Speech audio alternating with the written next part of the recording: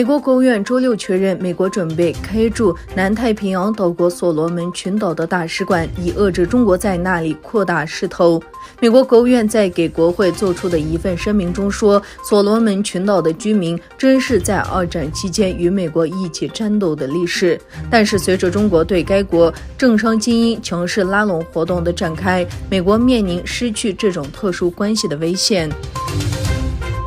中国东北部的沈阳一辆公交车发生爆炸，造成1人死亡，42人受伤。当地政府表示，他们正对爆炸原因进行调查。据目击者说，爆炸发生时，他们听到了巨大的声响，并补充说，公共汽车没有起火。官方消息说，警方已经开始调查，以确定爆炸的原因。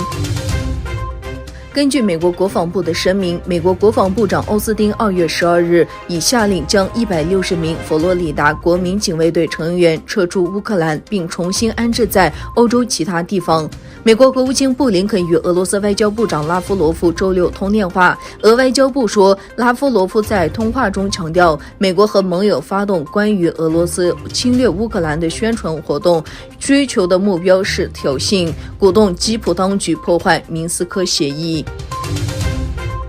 香港昨日新增1514例新冠确诊个案。香港卫生护防中心表示，香港初步确诊者已超过1500例，又有3名患者死亡，其中包括1名4岁儿童。香港卫生防护中心总监在昨日的疫情记者会被问到是否实行更严格的社交距离措施时，包括封城，他表示不能排除这个可能性。